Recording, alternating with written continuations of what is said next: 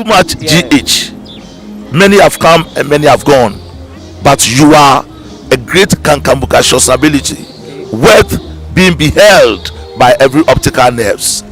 That saith the papacy. Keep watching Too Much GH, and you get the best of entertainment, the best of everything you want. My name is Ohima One. Keep watching Too Much GH.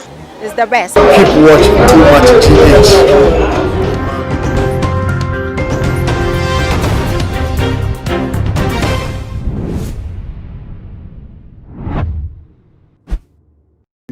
Or the many different parties to a dispute may have certain documents in their possession that it will be necessary for the purposes of doing justice and for the purposes of expediting the whole process to make available to the other party for inspection, for instance, so that the matter can be or it can move on smoothly.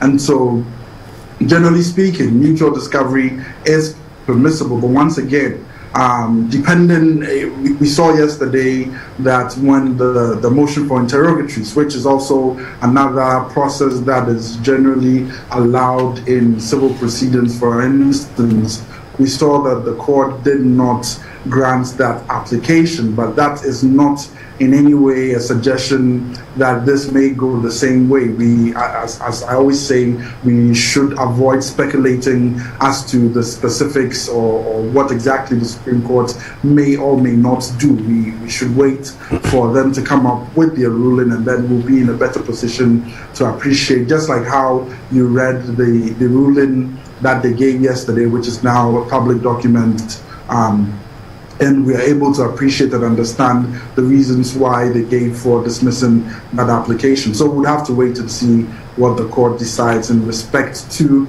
that particular application. All right, Doc, help us to understand this concerning time and also concerning the 42 days given. I mean, there was a ruling yesterday. There's been an application filed for a review of that ruling this morning, and another one too that was also done this morning. How does that affect the 42 days and also concerning time in this whole case?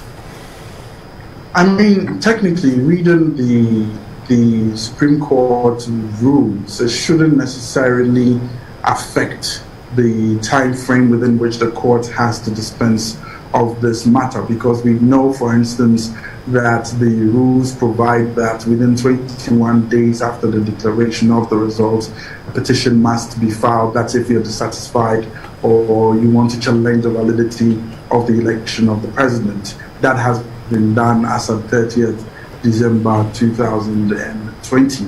We also know that subsequently, within 10 days from the date of service of the petition on the respective respondents, that they have to file their answers or respectively to the petition. And once that is done, within 2 days of the filing of those answers, there's pre-trial that's supposed to be conducted, and then the actual hearing takes place and lasts approximately 6 days from the end of the pre-trial hearing, within which after which, I mean that the Supreme Court is supposed to determine the matter no later than 15 days after examination of witnesses, etc. So by the 42nd day, according to the rules, by the 42nd day after the filing of the petition, judgment should have been rendered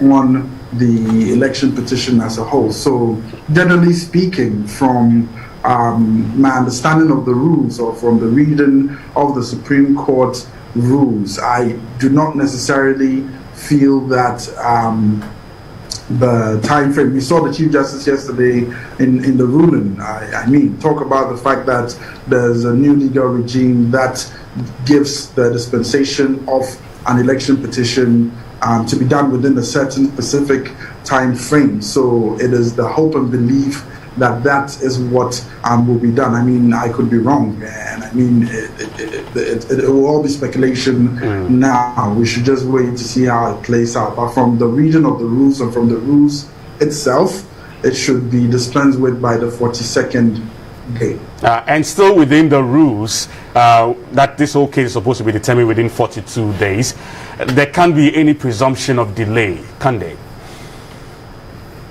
What do you mean by presumption of delay? Delay in the sense that someone is deliberately delaying the entire process with the various applications being filed and motions being filed. I mean, it's so the Supreme Court will deal with these matters as and when they come up and will give the appropriate directions so that the matter is dealt with. For instance, yesterday we saw that after the ruling was given on the interrogatories matter, the court went on to further direct the parties to the petition to make sure that they file their memorandum of issues by this morning, which I believe that the parties may have done by now. I know for a fact that the second respondent has filed his memorandum of issues, but I believe that the other parties have complied with the Supreme Court's direction in that regard as well. So, I mean, it will be up to the court to regulate the procedure, and that's what this whole case management pre-trial is meant for, to set the ground rules, to ensure that everyone is clear in their minds how the hearing is going to take place, the mode of examining witnesses, for instance, and things of that nature, so that the trial is expedited and we're able to get to a decision within the time frame stipulated by the Supreme Court rules, CI 16 amended by CI 74 and subsequently by CI 99. Now, with these two new applications filed by the petitioners, does it also form part of the pre-trial issues or case management issues? I mean, there are applications that the petitioner wants the court to consider, which they believe, as yesterday counsel for the petitioner suggested, that far from trying to delay the processes that they are filing are rather going to expedite the hearing of the matter. So it's up to the court to determine whether or not these applications are delaying the process, and that's what, like I said, the whole case management pre-trial is all about, for the court to set the ground rules to ensure that everyone is clear in their mind. So I believe that once the court comes back from recess, we will have a clearer sense of how this whole process will go. Just on the side, I mean, you're a lawyer, and I'm sure you're also practicing. You're also a lecturer too in law. In handling someone's case, do you consider the procedure in which you would like to handle the case? I'm referring to strategies in which you like to actually adjudicate the case. Do you put all those things into consideration before you go to court? So, as a lawyer, you have certain duties that you owe your profession, you owe your client, you owe the court, and you owe the public generally. So, some of the duties that you owe your client include prosecuting their agenda in the best way possible. So, the best interest of the client is what is of paramount interest. And so, it's not as though, and you take instructions from your client, generally speaking, but it's not up to the client to necessarily determine how to do your job, because you are the professional and you know how to do your job. And so it's not the case that the client will or should tell you how to go about doing your job, even if the client is even a lawyer himself. And so it really depends, but you must understand that you owe a duty to the court itself. So, for instance, you do not take frivolous applications or vexatious cases to the court. You owe a duty to the court to ensure that the right processes, that you do the right things, follow the right procedure, and things of that sort, and all that. So there are a number of things that you must consider in dealing with cases generally. So, I mean, there's a game plan that you have in moving into court. I mean, from what you're saying, as a lawyer, you always have a game plan. Of course, you need to have your strategy, know how you're going to go about your case, know probably anticipate some of the arguments that the other party may definitely want to bring out, or will bring out, so as to be able to counter it. It's like always anticipating what will be done and trying to find answers for those things before they even come up, which prepares you appropriately for the D-Day. So yes, you must, or most often, have a strategy in dealing with cases, but there isn't a one-size-fits-all plan that applies for all cases. There are many different types of cases. For instance, a strategy or process that you will adopt or you would want to use in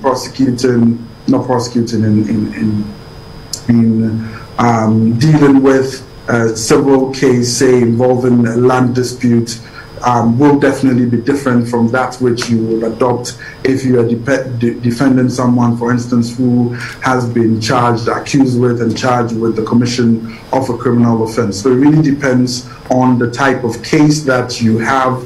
That will determine what plan or strategy that you would have to put together in pursuing that agenda. All right, let's go back to what we were talking about before we had to go to the Supreme Court for the hearing concerning the case management or the pre-trial.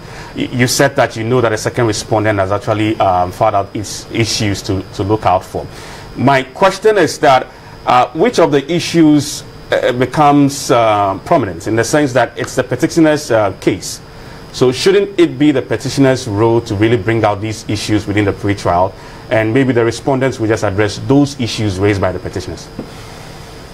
I mean, they are all parties to the petition. So like the court rightly pointed out yesterday and instructed all the parties, they were supposed to file their memorandum of issues today. The court didn't say just the petitioner should file their memorandum of issues. The point is, and we made this point earlier on, that depending on the perspective of the various parties to the dispute, their issues may not necessarily be the same, but it will be up to the court to synthesize these issues, or the many different issues that would be raised by the various parties, and come out with a definite set of legal issues that the court believes that upon all the issues that have been filed by all the parties to the dispute, that these are the 3, 4, 5 or whatever number of issues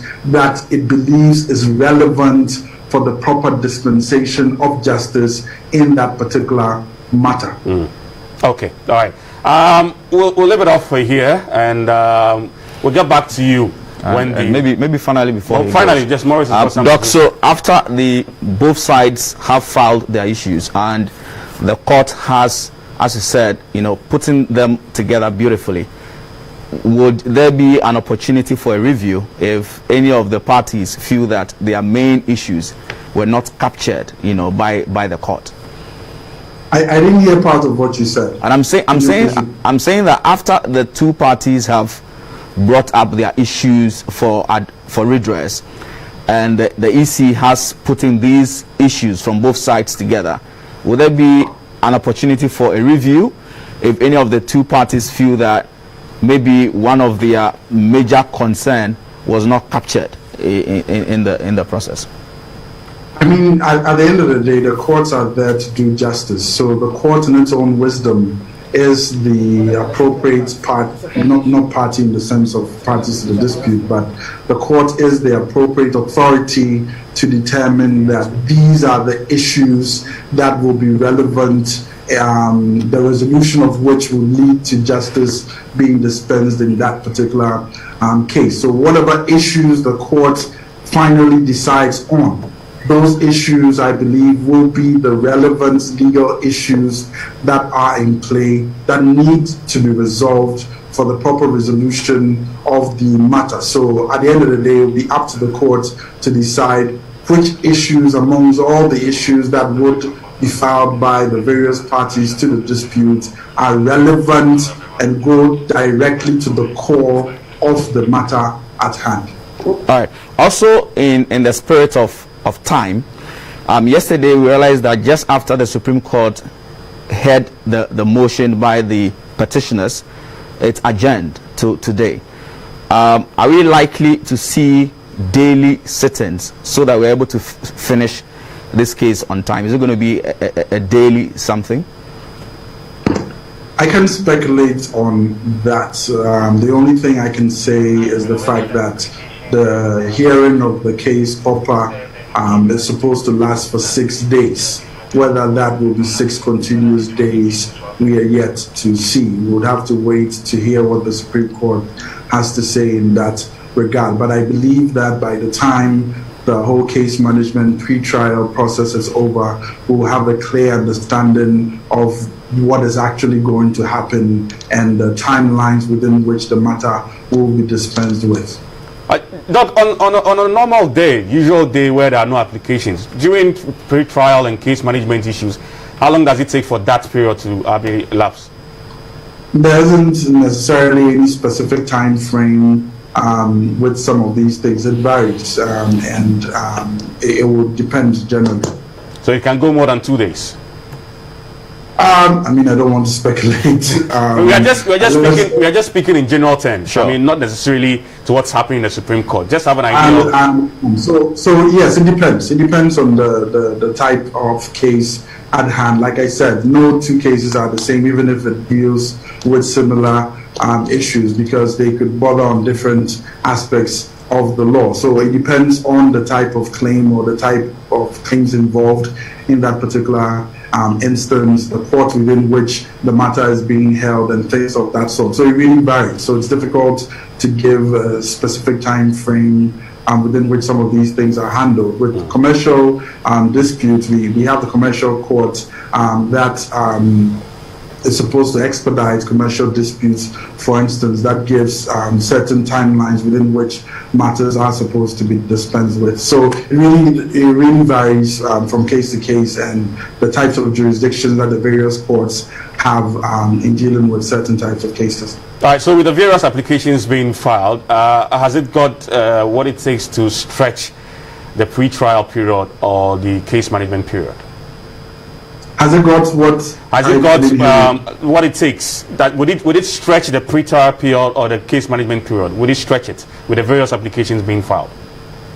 I mean, it's difficult to tell right now, because yesterday we saw what happened in court yesterday, and we saw that the court gave the order or the instruction to the various parties that they should file their memorandum of issues today, which was what we were expecting today. But we've seen that today application for review of the ruling has been filed, which the court is studying to be able to come out with a ruling possibly on that particular matter. So it really depends. I can't really speculate on whether or not this is going to drag the process and whether or not it's going to affect the timelines. But we would have to wait and see what the court decides and how. By the time the case management pre-trial is over, we should have a clear sense of the specific timelines and whether or not we're going to meet this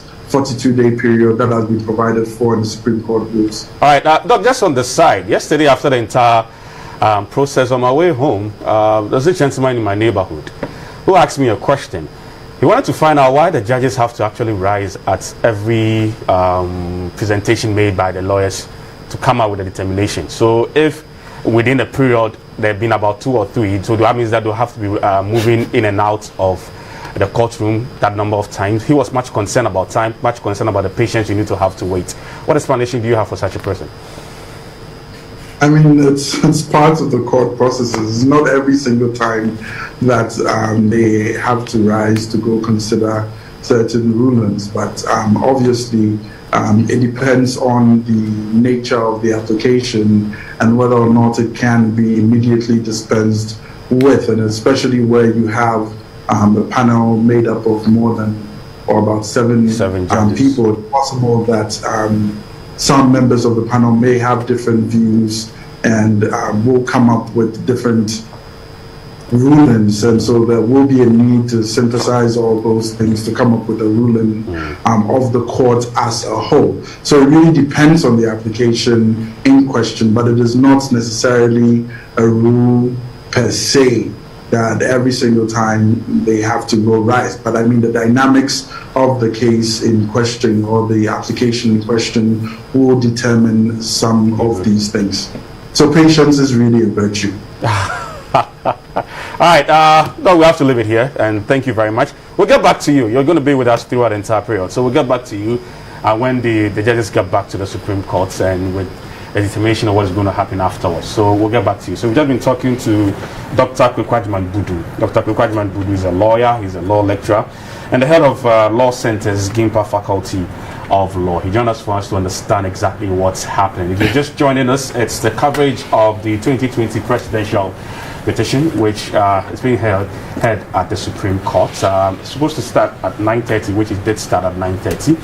Just when the case started, with the various parties and various stakeholders introducing themselves to the panel, the petitioners' lawyers raised two issues. First, it's got to do with an application to review the ruling of the court yesterday concerning those questions that the NDC wanted to ask the Electoral Commission, of which the judges dismissed those ones. So the NDC wants a review of that particular ruling. The second one has got to do with a motion filed again by the petitioners' lawyers wanting to have pink sheets and from the constituency, regional and national level, and other electoral documents, some bit of called discoveries. And the judges, hearing these two issues raised by the NDC, the judges said that, well, they'll have to recess and really go back and have a look at the documents, because according to the NDC, they just filed that this morning. That's how come the lawyers were that late in the Supreme Court to introduce themselves. So the judges are currently, as we speak, on recess to determine and look at those issues raised by the NDC. What's going to happen next? We have to wait to know exactly what the judges are going to decide on these issues, Maurice. Right, so we're still here in studio. We have our men on the ground at the Supreme Court, Abdul Hai Mumen, Edward Nyako and Barbara Kuma, our court correspondent there. They are monitoring proceedings there.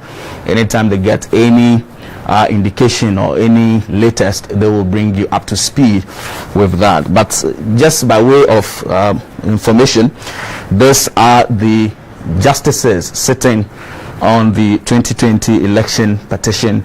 Here we have Chief Justice Enin Yeboah. He is the Chief Justice of Ghana. We have Justice Yao Appel. We have Mafo Sao. We have Professor Ashikote. We have Mariama Owusu.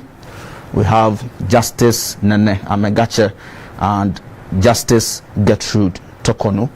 They are the justices sitting on this particular case. We are told that apart from Justice Enin Yeboah, all the other justices are new ones who didn't partake in the 2012 presidential election petition. And also, by way of legal representation for the petitioner, who is NDC's John Dramani Mahama, we have Mr. Tony Lita, and led by Mr. Chachu Chikata. They are leading the charge for the petitioner. We have the EC's lawyer, lawyer Justin Amenuvo. He is leading the charge for the EC, together with lawyer A. Asamoah. They will be doing the work for the Electoral Commission. On the side of the MPP, who is the second respondent, we have lawyer Akoto Ampao and lawyer Frank Davis. We have lawyer Kweku Asrifi and lawyer Yao Opon representing the second respondent, who is His Excellency Nana Addo Dankwa Akufo-Addo. This program is live on GTV, is live on Obonu TV, is live on GBC News and all our regional radio stations across the 16 regions of the country. We're still waiting for the court to return from that short recess to tell us whether they are going to hear the motion filed by the NDC for discoveries. They want to have original coalition pink sheets from the constituency level, from the regional level, and from the national level, even before the case itself resumes. Today actually was purposed for pre-trial and, for that matter, case management. That may have to delay a little bit. We'll see how that goes. No matter what happens, we have correspondents at the Supreme Court, and we'll bring you up to speed with the latest concerning this particular case, you want to stay with us. All right, so send us a text message or WhatsApp message. The number is on your screen. Let us know what you think, what you make of the coverage so far. Stay with us. We'll be right back. Sure.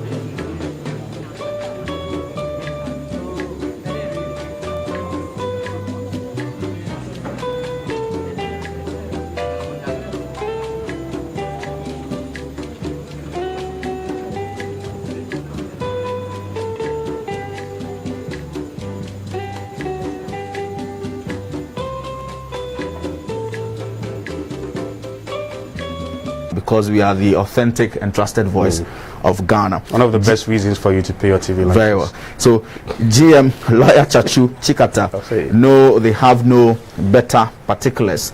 That's why he is playing delay tactics.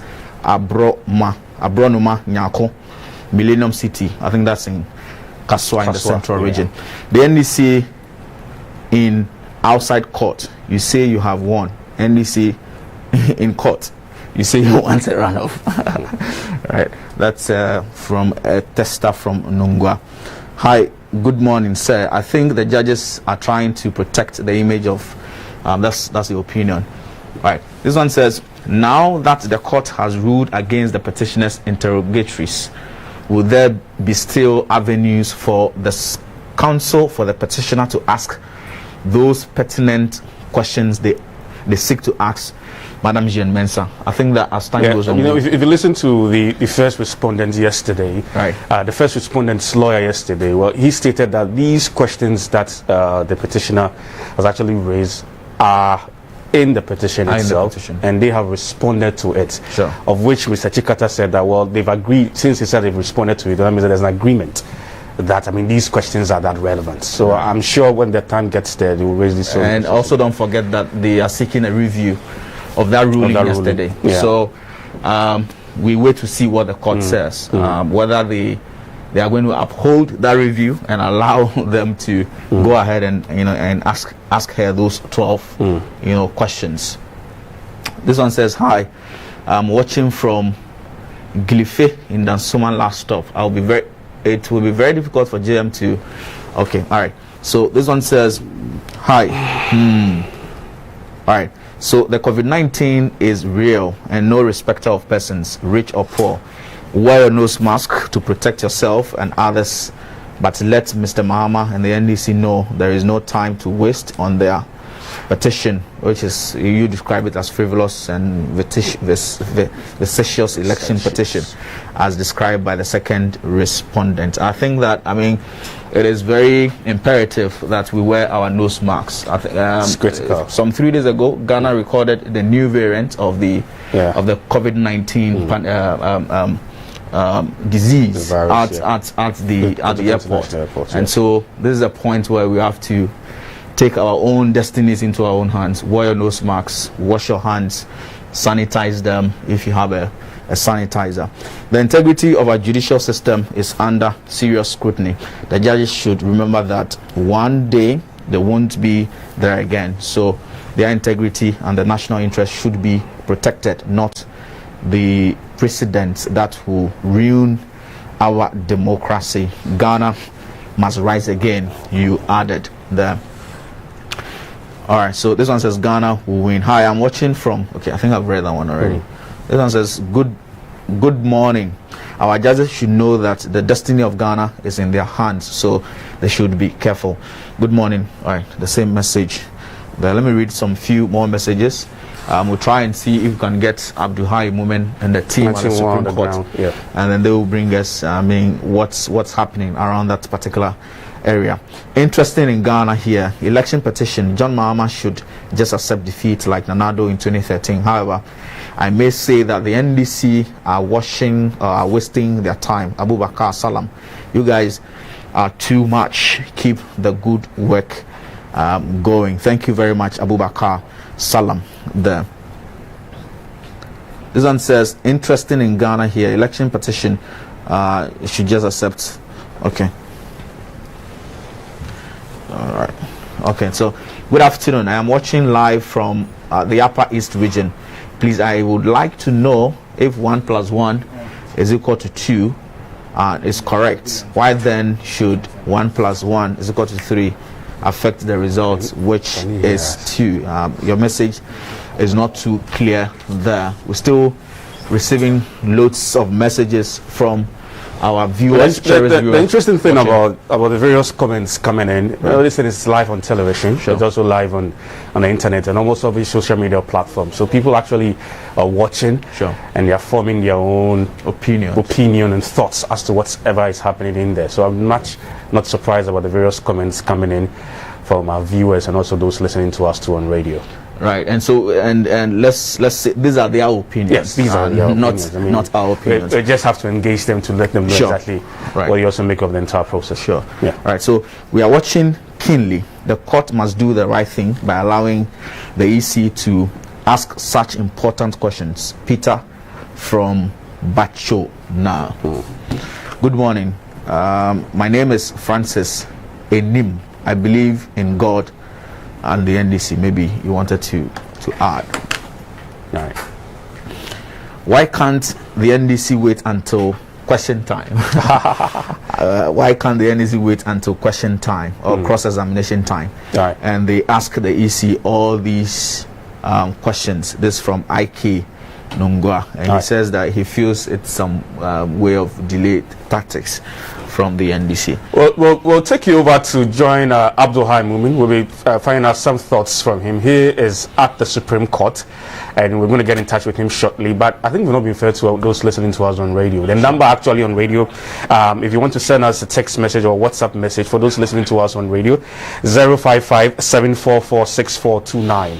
055-744-6429.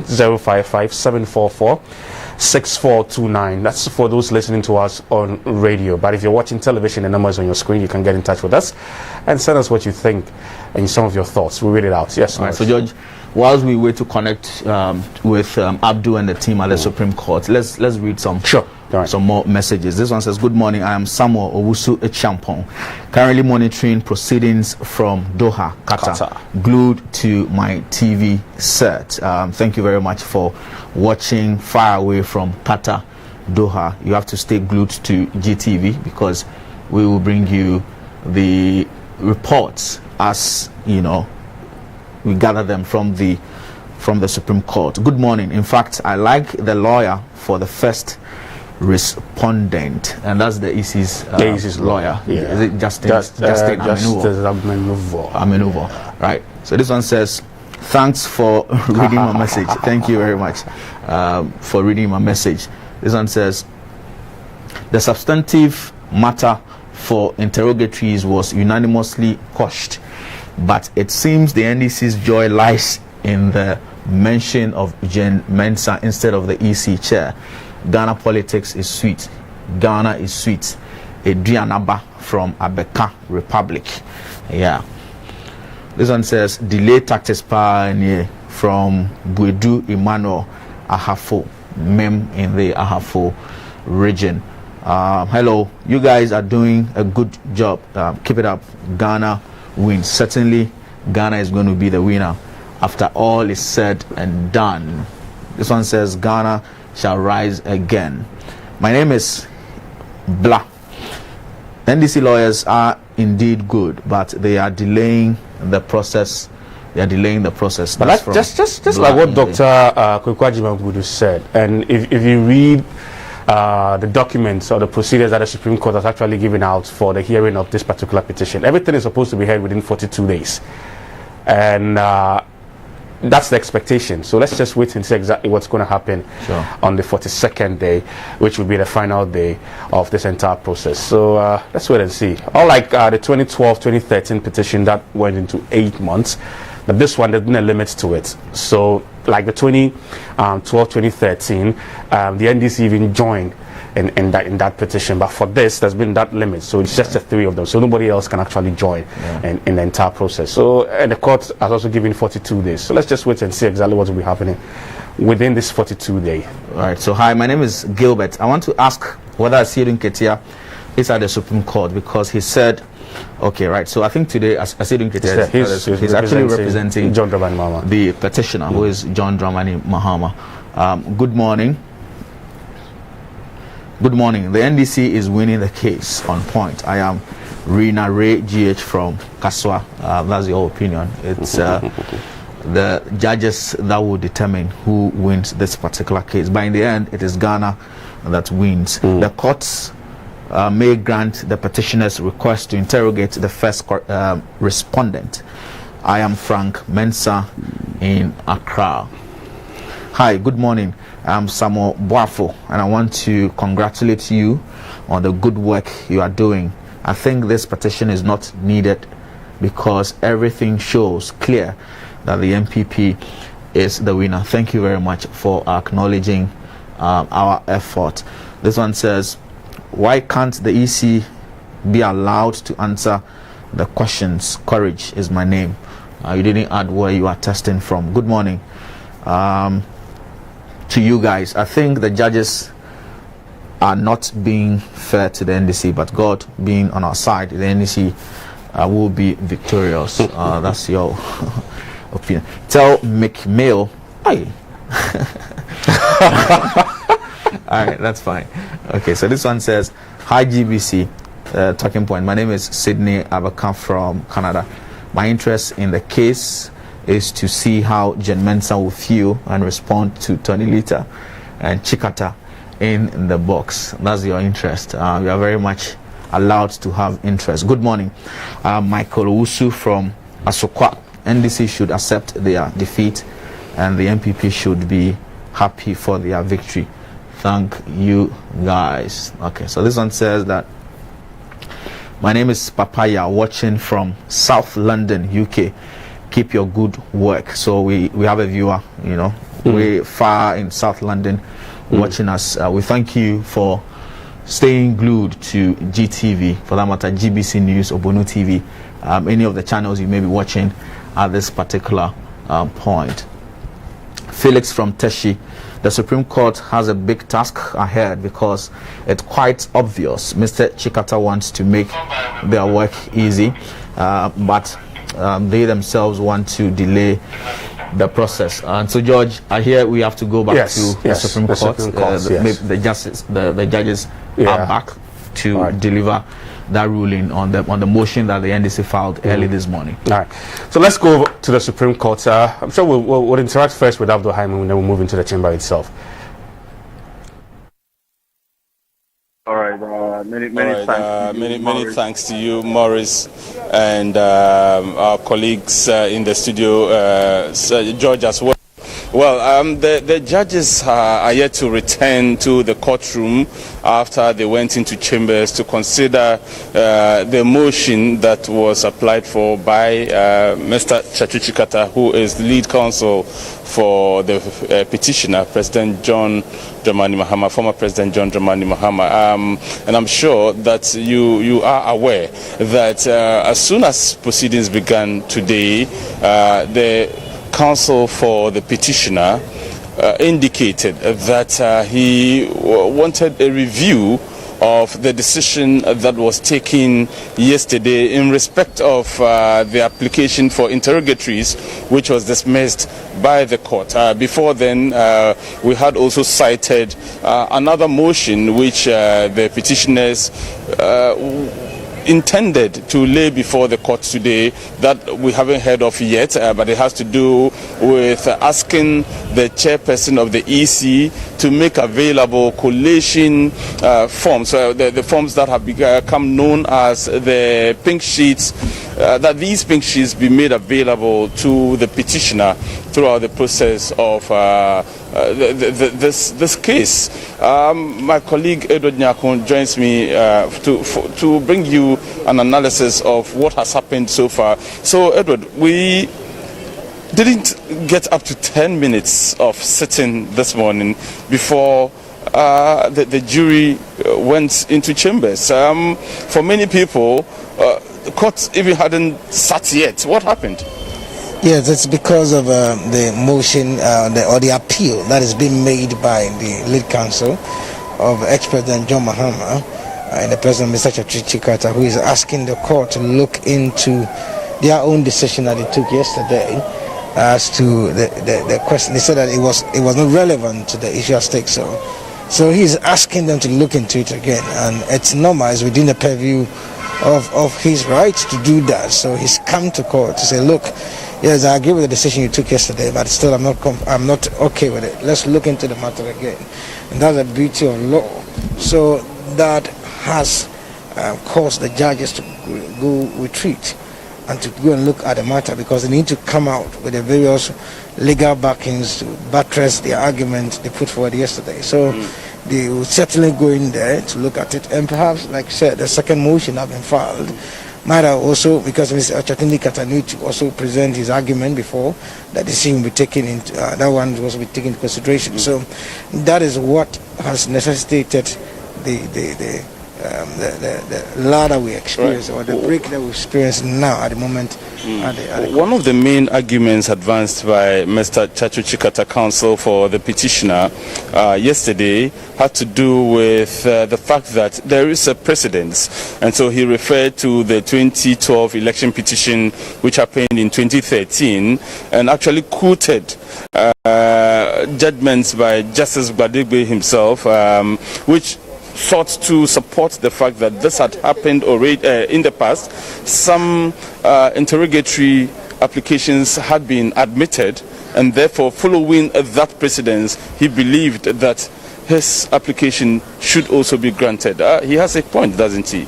Yes, as for court legal issues, you always have a point, but it's also the judges who sit on the case and have the right to also come out with their verdict. And so if you look at what they said yesterday as part of their ruling, they cited that 2016 there's been some amendment because 2012-2013 was a novelty that the path that we took. So it was a move by the court to say that, look here, yes, it was, but remember there's been some changes along the line. And let's not also forget that we have set ourselves a deadline of 42 days to finish this matter. So, yes, you quoted some ruling, but we've moved ahead of that. We've also amended ABCD, and that's how we can grant you your request. And so we'll go back to we're saying that, look here, it cannot be granted. Let's tackle the substantive matter, and that's what he proposed, that let's look at the case management and the way forward, which Mr. Chukata requested. I want to have a look at the ruling, and then he will come back today. And just as Dr. Ayeni said yesterday, they will definitely appeal or go for a review, and they've done that today. So what this means is that the plans were told about yesterday, just before close of day yesterday, we were told that today would be used for case management, pre-trial arrangements, and so and all of that. This means that might not happen today. Still, I will say that the judges have the right to decide whether they're going to, because they can come back and say, look here, we've looked through your matter, your review, and this is ABCD. They will come out with their verdict. And secondly, in reference to the second motion he has applied, yes, whether they will allow for argument to be made today, it lies in their bosom, and so they have the right to do that. But once I believe that they have set themselves a deadline, I'm certain that they will go by, because yesterday, let's not forget that the Chief Justice said that they want to be a bit flexible. Though they have a deadline, they want to be flexible. That is how some legal pundits are also saying that perhaps they will not be able to stick to the deadline. But that's the beauty of law. Let's see how it goes, because at the end of the day, it is the judges who have the ultimate power to decide what is within the remit of the law and what is not within the remit of the law. Many of our followers, viewers, especially on social media, have been sending in their comments.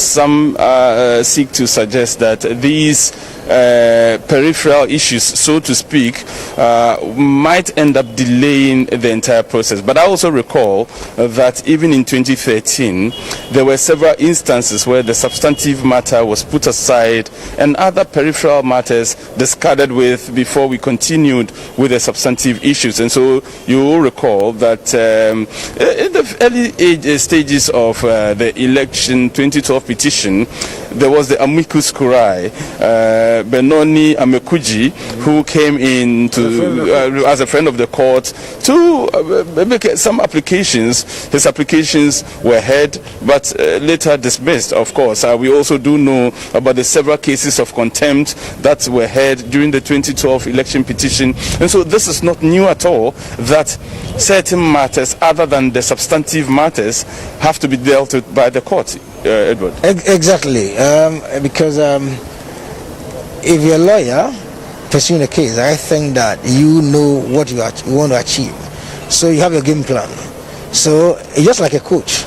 So you have a plan A, plan B. So who knows? This might be part of the game plans to get exactly what they are looking out for. So like Mr. Chachishakata said yesterday, this is aimed at narrowing down the issues and to elicit some response from the EC. So these are some of the things they put out there to get the specifics they are looking for. Nobody knows what is in his mind. He knows what he's looking out for.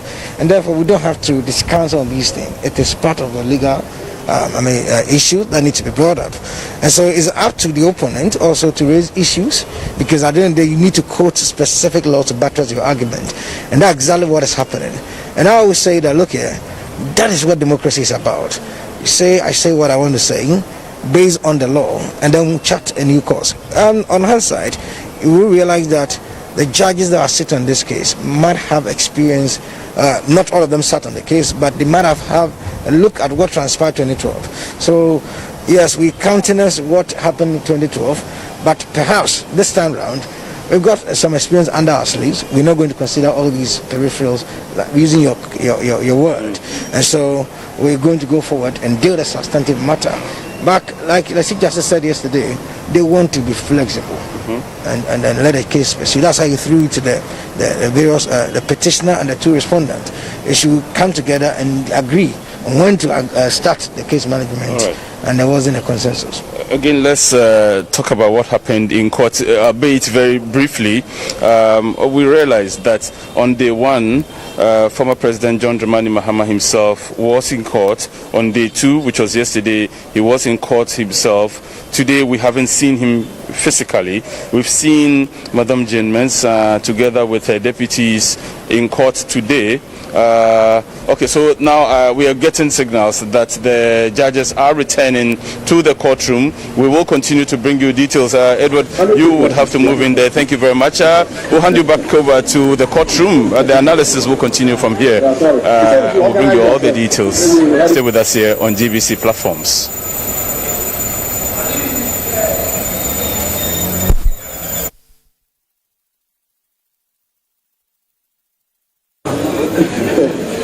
Anyway, we are sorry too.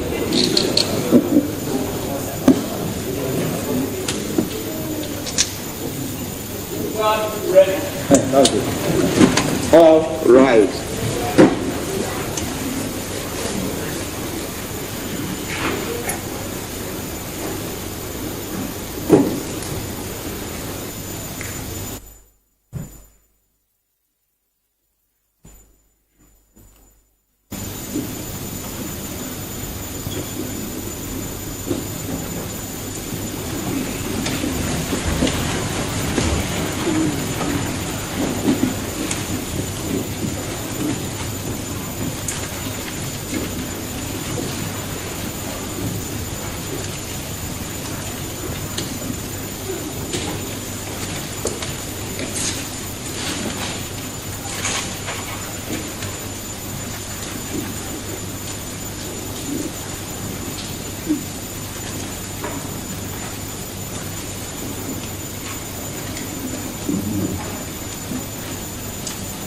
By court, we have considered the petition and the answers to say by the respondents and the memoranda of issues set down by the parties.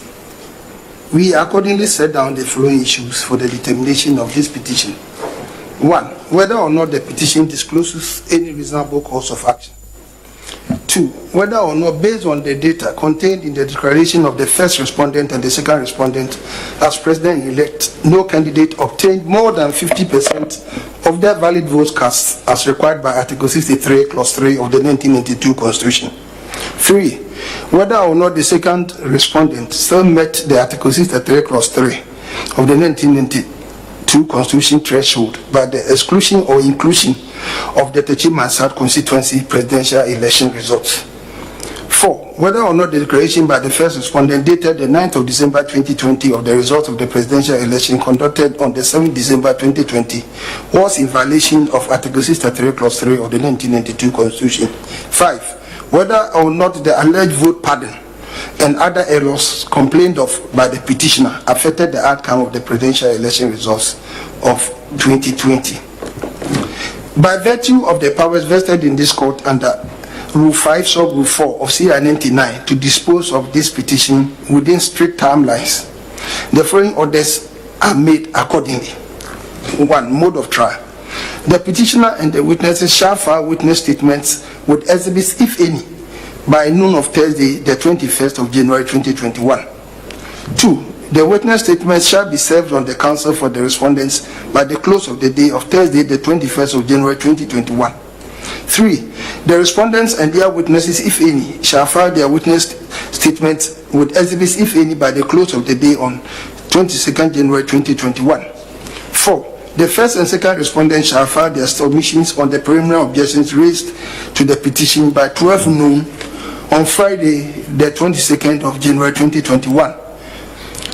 4b. The registrar shall ensure service of the submissions of the preliminary objections by the close of the day on Friday, the 22nd of January 2021. C. The petitioner shall file any response to the submission of the preliminary objection by noon on Monday, the 25th of January 2021. D. The registrar shall ensure service of the petitioner's response by the close of the day on Monday, the 25th of January 2021. E. Ruling on the preliminary objection will be incorporated in the judgment of the court. Timelines. The court shall sit on Tuesday, the 26th of January 2021 for hearing of this petition.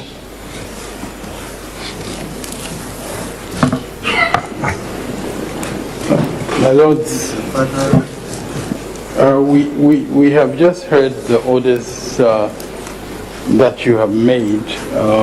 We thought that part of the hearing this morning was in effect to enable us to make representations on the various things, but it looks like your lordships have made certain orders, and there is some degree of unclarity, at least in our minds, as regards what is referred to as a preliminary objection. Because, my lords, there are, in the two answers, there are a number of different things that are referred to. I'm actually not clear. Of the preliminary objection. The issue to be determined as preliminary objection. That has been set out as read by the President of the court. Well, perhaps we could hear it again, because it was not...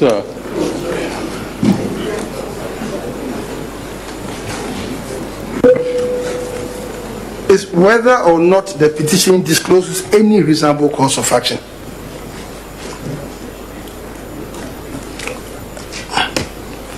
That's it. Please, we will instruct the registrar to type the orders by the close of the day, and they will be served on you. Because it's case management, you have to be fully informed of the orders. My Lord, with respect, it is case management, and I believe we have an input that we can also make as parties, because we had, for instance, witness statements. Is it by tomorrow? I mean, my Lord, with the greatest respect, I mean, we are human. I mean, maybe they're superhumans, you know, but we have filed this morning. As of this morning, we have filed an application for review of a ruling that you delivered yesterday. There are consequences to that. We also have outstanding requests to admit facts, which are due within 3 days from when they were served on the other party. There are a number of outstanding issues which have not been discussed. Mr. Jigata, there's no outstanding issue. The application for review of our ruling yesterday does not operate as a stay of execution. Well, I did not, with respect, we are operating on strict timelines under CI 99. and have the notice to admit. Yes, but my lord, it can affect the issues. In fact, your lordships will recall that yesterday, when we were discussing the filing of the issues, we raised the point that the matter of the interrogatories and the notice to admit facts could affect the issues that we filed. There are some issues that we may not actually require. Mr. Chikata, if you get there, can't you apply for these issues to be taken as an additional issues? Yes, but in the meantime, we'd have filed witness statements, yes, which are limited to. You are call 5 witnesses. I believe you should know what they are coming to say.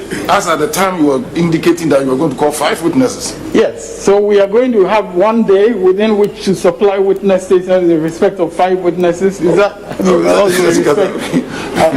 I think that I think that with respect is not fair to us, because with the greatest respect, we have indicated that we have 5 witnesses. We may end up not calling all 5 witnesses, but in any case, we have now, today, until tomorrow, in order to prepare witness statements. Mr. Chikata, this should have been prepared already. No. Well, these statements should have been prepared already. Well, that is not correct. Maybe in your lordships, Mr. Chikata, excuse me. Mr. Yene, please resume your seat, sir. Please, you are a senior member of the court. When the bench engages counsel, you don't sit down and make gestures as if you are part of the legal team. I've been watching you. Please, this is not fair. You see, the other time we heard you clear when an objection was taken, when the representations were announced. I even asked Mr. Chikata whether they were limiting themselves to the only 2 counsel. Mr. Chikata, I think you remember the very day, and you said you were with only Mr. Luther, and you were recorded as such. But Mr. Ayine, please, out of respect for you, please don't do that again.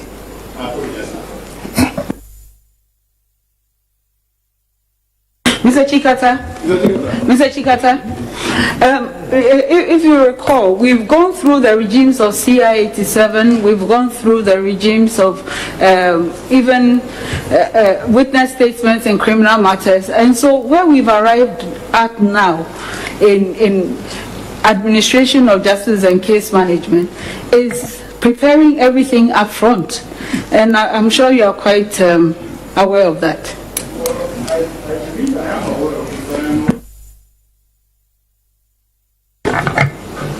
I'm aware also of the fact that it is a matter which parties may make representations about.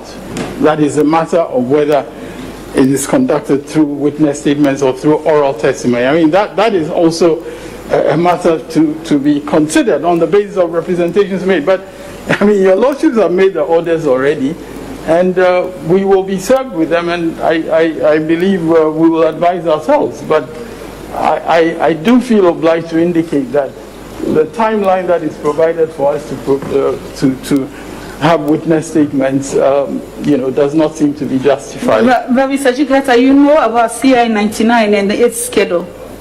That's the 2016 law.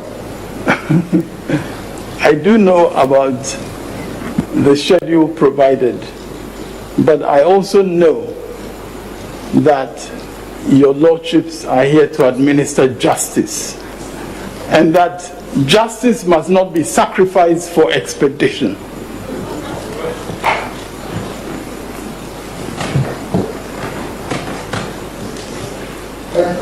The petition is hereby adjourned to Tuesday, the 26th of January 2021 for hearing. We are grateful to the court. Please resume your seat, please.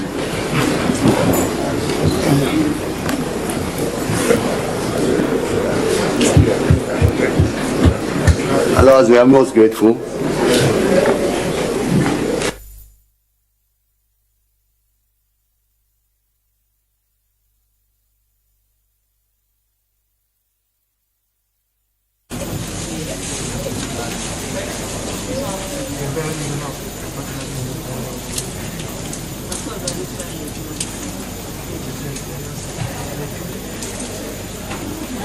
All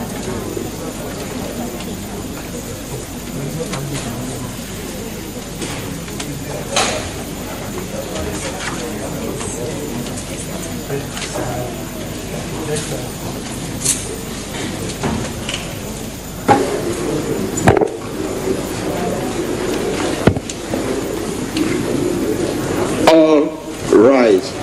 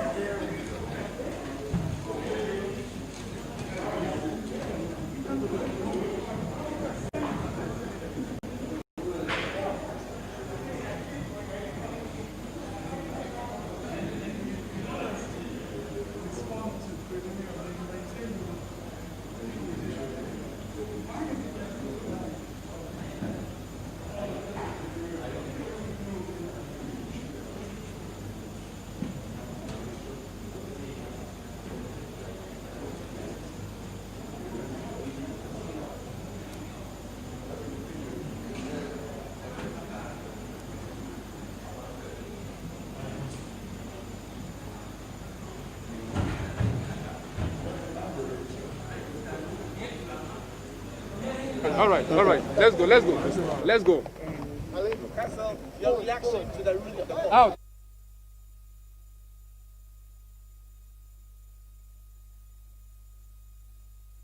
Came out of court. You all know what was scheduled for today was to be the pre-trial hearing. But before that, the petitioner's team, lawyers, had indicated that they had filed an application for a review of the court's ruling yesterday on the dismissal of the interrogatories. Well, the court took cognizance of that and retired into chambers to consider the issues that we had been ordered to all file. So at the end of the day, the court came back and read the memoranda of issues. 5 issues have been set down for the trial and determination of this petition.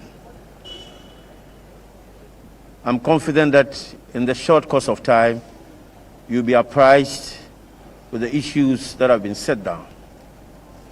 The court has also given an elaborate timetable for the hearing of the petition in strict conformity with the CI 99.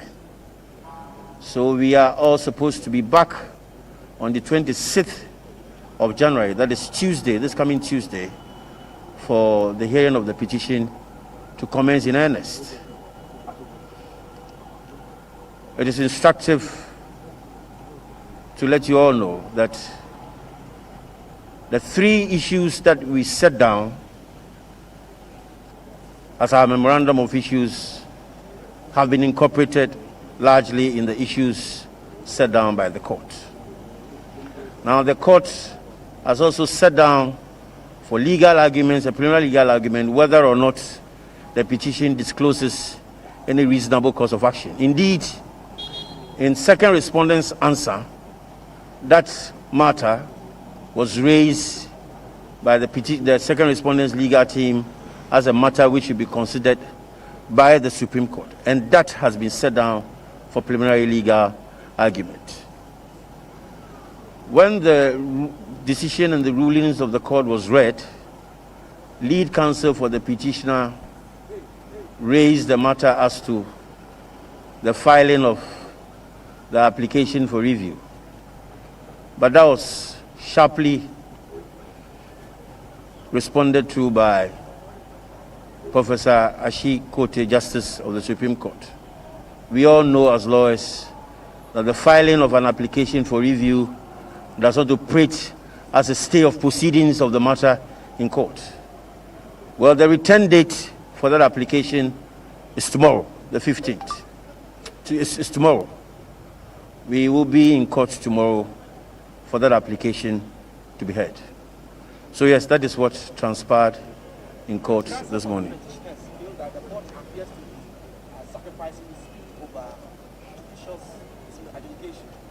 I don't understand what that submission is supposed to mean. They always are the first to make those submissions, but that submission has no place in law. As petitioners, they should have known that CI 99 governs these proceedings. And CI 99 has been in place since 2016. When did they realize about expedition, delay, and justice? Of course, expedition is justice. You don't come to court with a set of rules and you want to circumvent and obviate the rules by your own careless abandon. How do you come to court with a petition and you don't know that you have to file a witness statement? You don't know that you have to settle a memorandum of issues? I don't understand what is meant by sacrificing justice on the altar of expedition. Justice delayed is justice denied. So what is it? They are just not ready. It should tell all of you. They were advocating for a live broadcast of the proceedings. Not averse to it. Everybody is seeing what is happening in the Supreme Court. Every single day, lead counsel for the petitioner has one complaint or the other. You cannot blame the failure of a bad farm on your tools of implementation. Your farm is your farm, and it depends on how you cultivate it. So we should also not pander to this repeated rhetoric sacrificing justice for expedition. It is the main reason that the election petition of 2013 delayed for 8 grueling months in court. Are they anticipating the same thing? I believe not. That the call for a review of the court's decision is not to stay on proceedings. However, as an interested party, are you not concerned that in the future, when this case has traveled and the issues are brought back, that it could take all of us back to the very beginning of matters? The Supreme Court is the determinant of its own rules. There are set rules governing the election petition. The application for review will be heard tomorrow. Whether they are successful or not is not left to me. I'm a trained lawyer, I'm not a clairvoyant. So what happens today will determine the course of the proceedings. Final question? Any more? Thank you. Thank you.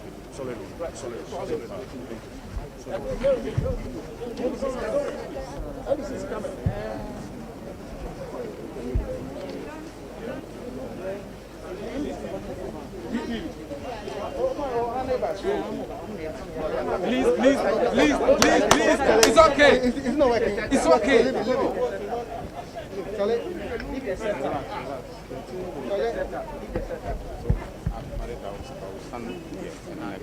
Yeah, according. Yes, what is the evidence ask? No, then I think we just go ahead and greet them and then. All right. Good morning. All right, Council, thank you very much. Give us your reaction to the court's ruling today. Well, we are quite shocked because we are here for pre-trial, for case management, and for those who've been in court, we know what case management is. Case management is a discussion between the parties and the court as to how the trial is going to proceed. Today, that's not what happened. We were told what is going to happen. There was no discussion as to what our views were on how the case should proceed. So we are quite shocked. We understand tomorrow is the day you will come and argue your case out. No, that's not the case. What the court said was that we file our witness statements by tomorrow, by 12 tomorrow. Now, that means we have just one day to prepare the witness statements. Now, you are all aware already that we had an application for interrogatories. We've served them with notice to admit facts. We've served them with notice to actually inspect documents. All those things have not been attended to. We have actually filed an application for review of their order yesterday relating to their refusal to grant us leave to serve the interrogatories. That has actually been fixed for the 28th. Now, all those things will have an impact on the kind of witness statement we will prepare and file. So if those issues have not been dealt with, those applications have not been dealt with, how do we file witness statements by close of business on the 21st? For us, it's shocking. It really doesn't make sense to us as lawyers who've been practicing in the courts for so many years. And we know what the rules are. We know what the rules are. Counsel for the second respondents think that they're not well prepared for this trial. They seem to raise objection to everything the court raises. And every objection that we've raised is grounded in law and is justified. I'm sure you are all witness to the arguments made by lead counsel yesterday. Did those arguments sound like they were just a ploy to delay the case? They were grounded in law. The fact that the petitioner has interrogatories to serve on the respondents. Now, interrogatories, as he stated, are to aid the trial of the case. And indeed, if a petitioner who has, or an applicant who has good grounds for serving interrogatories is denied the opportunity, for us that's a denial of justice. In terms of the timelines that have been imposed, I mean, as it stands now, that is the timelines you all have to work with. I mean, is it something that you will be able to meet? And in terms of your case, you are the ones who have brought the petition to court. And what does it mean for putting together a solid case to put across your points? Now, let no one say we are not prepared. If we're not prepared, we wouldn't have come to court. We wouldn't have filed the petition in the first place. All we are saying is that processes we have served, processes we have filed, processes that need to be dealt with have not been dealt with. How do we start a trial? That is all we are saying. So if you ask us to come to court on the 26th to commence a trial, how are we going to start a trial when our notice to admit facts has not been dealt with? Our interrogatories, our application for review of interrogatories has been pushed to a date after the trial has started. I mean, it doesn't really make sense to us. Unfortunately, we have to say this. Given your experience at the bar and with the experience of the 2013 petition, yes, and the position you are now in, do you think that the 42-day timeline is realistic enough for you to conduct an election petition? Please note that under the rules, the schedule, there's 5 days for pre-trial. Today is the second day. Exactly. So what's the rush for? So what is the rush? Today is the second day for pre-trial. 5 issues have been set down for trial. What do you make of it? Well, we are yet to, I mean, Serve the order. we are yet to be served the order. We are now going to look at, because it was just read to us. We need to now sit down and look at it. Did it, because we have also filed our memorandum of issues. Does it take care of all the issues we put before the court?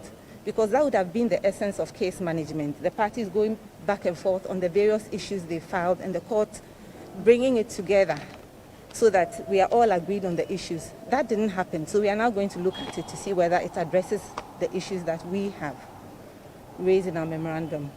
Your colleague, Dr. Ayemi, was remanded by the court for certain gestures. What response to that? Doc, you do that. Doc apologized, and I think that should end it.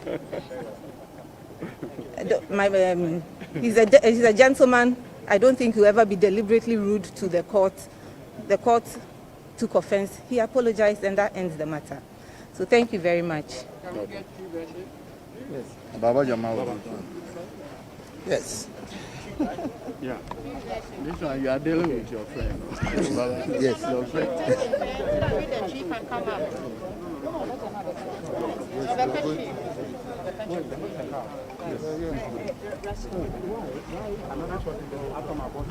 Mr. Ene, once my boss, I have a specific question. Which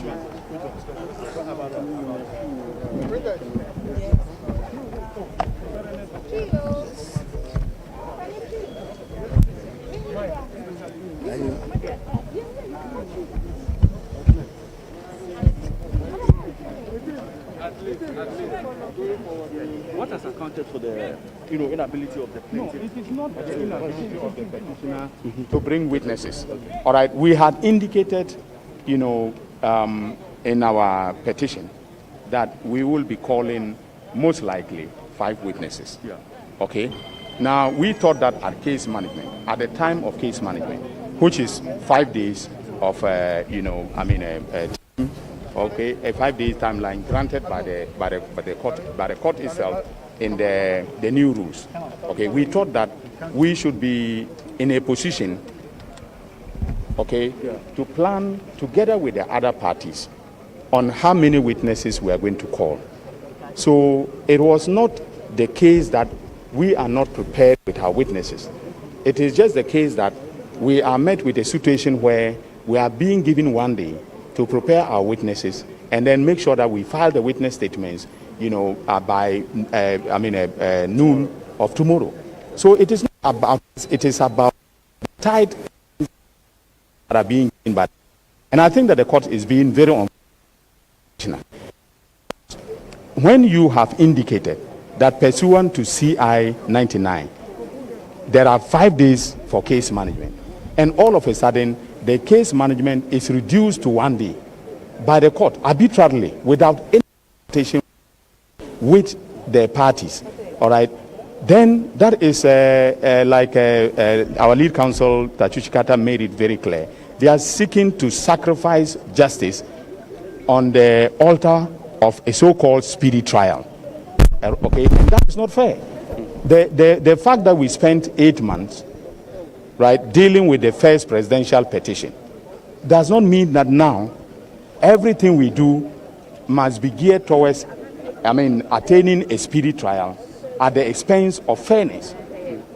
Okay, and I think that is a very worrying development. But your opponents also say that justice delayed is justice denied. Speed and justice probably go together in this instance, and the assertion is that you are delaying. No, that means that you cannot sacrifice one for the other. Justice delayed is justice denied. That is true. However, the court itself has indicated that we have 42 days to complete this trial. It means that in the wisdom of the drafters of the rules, that is the Rules of Court Committee, 42 days are sufficient for purposes of conducting a trial in relation to a presidential election petition.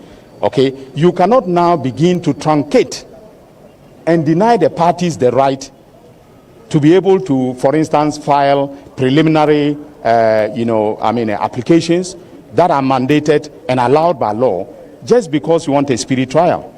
Okay, and to be honest with you, I was shocked at what was happening, and you all realize that the Chief Justice singled me out, that my body language was inappropriate.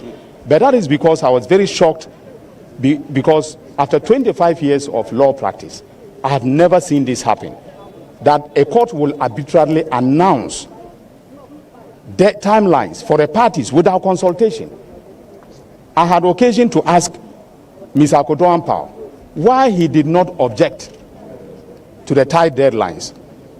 Okay? And sitting down there, it reminded me of an inscription that was on the desk of my secondary school rector in Notre Dame Secondary School.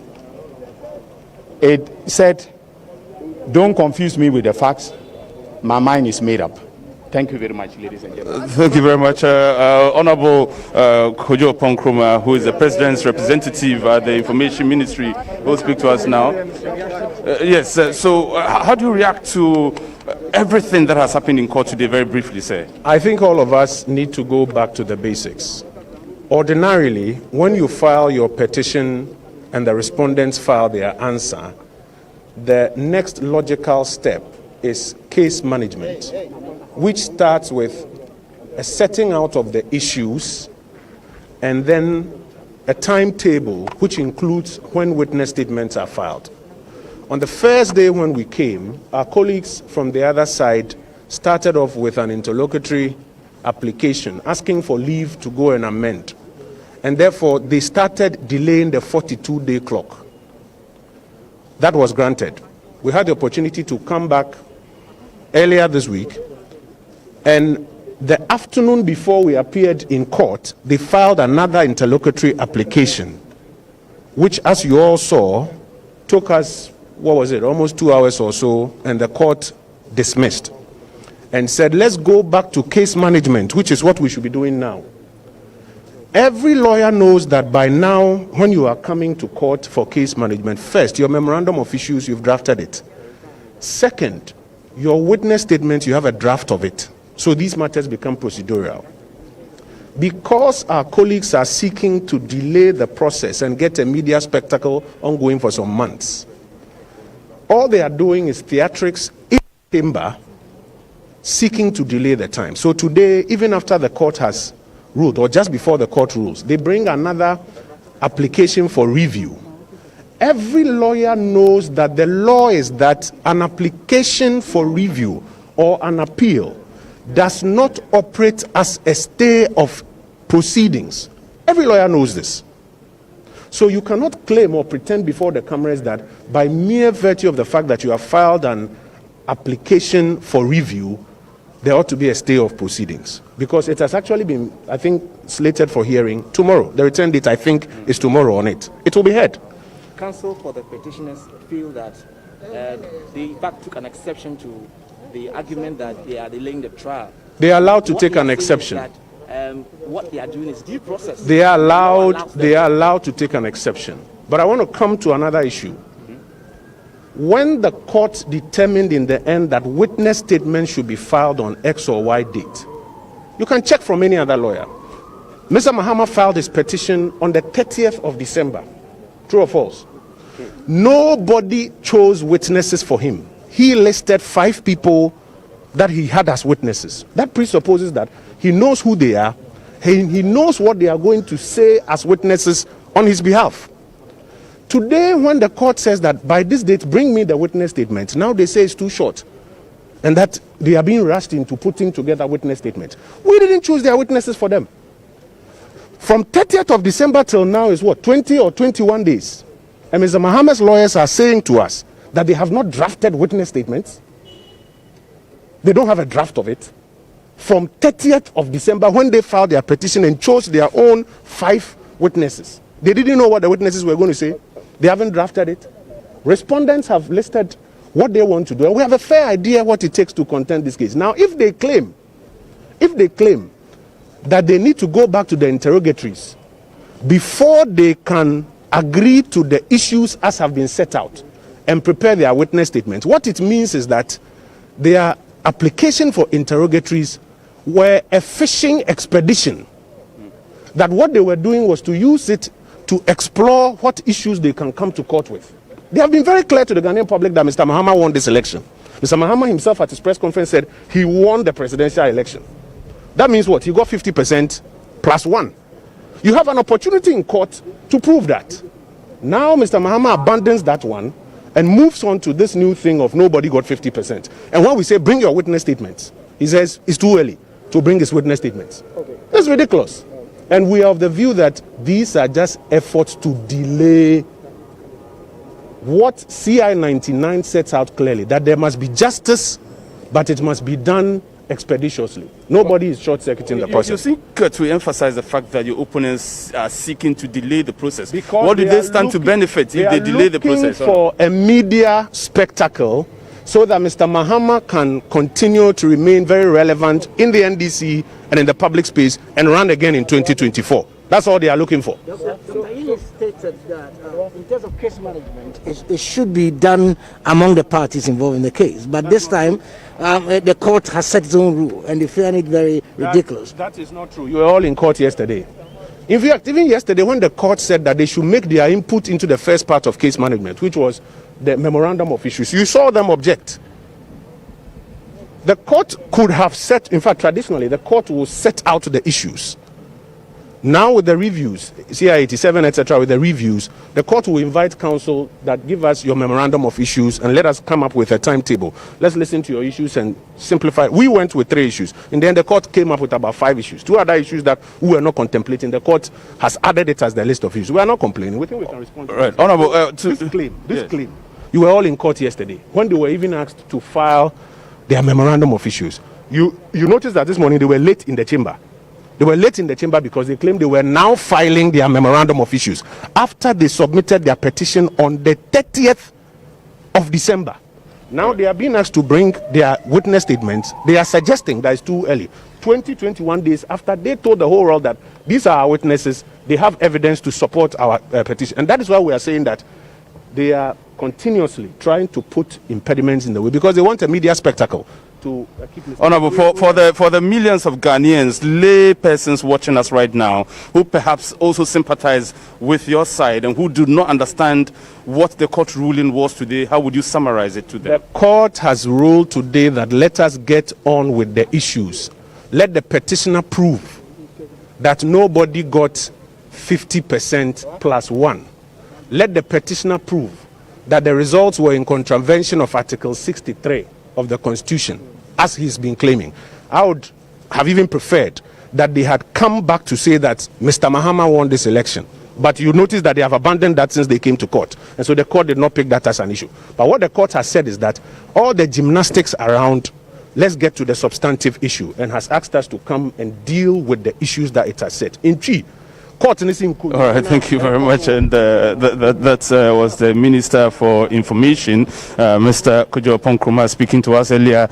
We also spoke with the Minister, the former Deputy Minister and Attorney General, Dr. Dominic Ayine, and both of them telling us their points of view as to what happened in court today. The Minister for, the President's representative at the Ministry of Information making a claim, a very strong claim, and I'm joined by my colleague Edward Nyakon, Barbara, who also joined me at the moment. So as we begin to wrap up for the day's events, Barbara, let me start with you.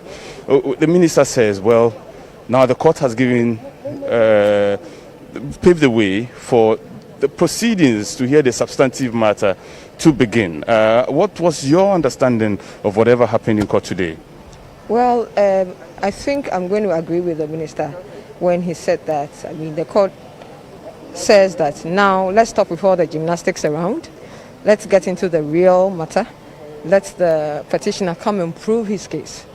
Come and prove to the court if he indeed has any case to be argued about, or to even for the court to listen to. So yes, I think it's about time we started the trial itself, and the court has said it that next week, Tuesday, 26, we sit on the petition itself. Edward, but again, we notice, I mean, proceedings came to a halt for the jury to take a break and go into chambers to take a decision. But that was because the lawyers for the petitioner had asked for a review of the decision that was taken yesterday, dismissing their interrogatory application. Again, when the court came back, one of the issues they spoke to was the fact that, well, the fact that the petitioner has asked for a review does not place a stay on the proceedings, and therefore the proceedings will continue. But then again, the question is, at what point will a decision be taken on the review? And if a decision is taken and it goes to the advantage of the petitioners, will that not then put everything in reverse gear, since we would have moved forward at a point? Well, if you listen to the arguments put forward by both sides of the court, that is the second respondent legal team, as well as the petitioner's legal team, you realize that if you look at it from the view of the second respondent, they are claiming that it does not affect the substantive matter, because the judges are masters of their rule. And so if they are set tomorrow for that, and they are expected to also to file their memorandum of issues and witness statement today by close of day, it doesn't change the matter at stake. And so they are in a position to deal with it. And but if you look at it from the angle of the petitioners, they are also saying that, look, it will affect the statement of the memorandum of issues and witness statement they will put out there. So these are all legal issues, but let's not also forget that the court indicated that they have looked at, they should all remember, be mindful of CR99, which set the rules that, look here, we're not going to go the way we went 2018. We have to set a rule, and there has been a review, an amendment to all those previous issues. So pre-trial matters should not be able to stay or prevent this substantive matter from coming on board. So this is how the issues are playing out. I'll come back to you, Edward, but the issue, and let's toss this around amongst us. You know, the lead counsel for the petitioner says it appears as though the court is sacrificing justice for expedition, justice for speed. Does he have a point? I mean, from the arguments he made and so on. You have been reporting from court for a long time. Is there a way that justice goes with speed at the same time? Yes, definitely. I mean, it is not every time that you come to court and the processes are delayed here and then and all that. I believe the Supreme Court and the justices of the Supreme Court are well aware of the laws, and they know exactly what they are doing by asking that we fast track the process. At the end of the day, justice will be done to whoever deserves justice. And so, well, the petitioner, they have their own issue, but I believe that the law is working, and that is what we should allow, or we should allow to go through the whole. All right, Edward, your take on that as well? Yes, it goes back to the CR99 that judges refer to, that Mr. Chikata should refer to the CR99, which he agreed that he's aware of that, the schedule that indicate that it must be dealt with within 42 days. So in the purview of the judges, this is the way to go. And as always said, they are the masters of their own game because they set the rule and they can do whatever they want to do with the law. We have to go now, but very finally, so court sits again exactly when? Because we heard announcements about filings being done on Thursday and on Friday. Yet we substantive matter, court sits on Tuesday, but on the review, it will be done tomorrow. So tomorrow we are coming back to court? Not for the substantive matter, but for the review. But for the filing of the witness statements and other processes, it should be done within by the close of this week. That is what the court has ordered. All right. Thank you very much, Barbara Kuma, and thank you also, Edward Nyakon, my two colleagues who have been here with me in court. Earlier, we also spoke to our other colleague, Beatrice. Yvonne, our other colleague from the radio, has also been here. We will continue to bring you all the details about election petition 2020 and whatever you need to know, including what will happen tomorrow. This is where to get all the authentic information. My name is Abdulhai Mumin. We are grateful that you have been doing this with us. We will go back to our studio where our colleagues are standing by to bring you further analysis of all that has happened in court today.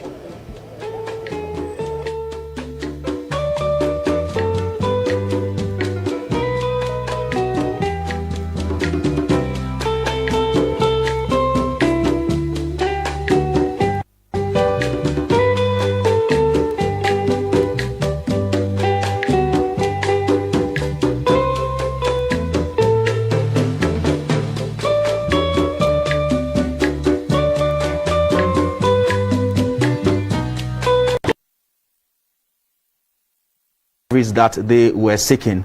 The court returns to spell out the modalities of the case, how the case is going to be handled, and they have given 5 orders. One of them is whether the petition discloses, if any, reasonable course of action. Many have come and many have gone, but you are a great Kankabuka ability. Worth being beheld by every optical nerves. That's it, the purpose. Keep watching Too Much GH and you'll get the best of entertainment with best of everything you want. Violet Keep watching Too Much GH, who says that the winning Keep watching Too Much GH. One of the valid votes. The major prophet kum chacha. On se me catch was say, Bomaden Too Much GH. On se me can ye Bonne pan kasi epe wo wi ase asonde asonde nti na Adam wo hu nyame yenu nyam no wo hu ne ma bi a wo hwehwehwehwe e wo other place ne ade cat won na bomode na be hwe Too Much GH be hwe na subscribe bomode o be hwe pe na wa ye subscribe o subscribe subscribe na subscribe na o subscribe a na wo benya ne yama papa a wo pe ahwe nyame shira na ura the major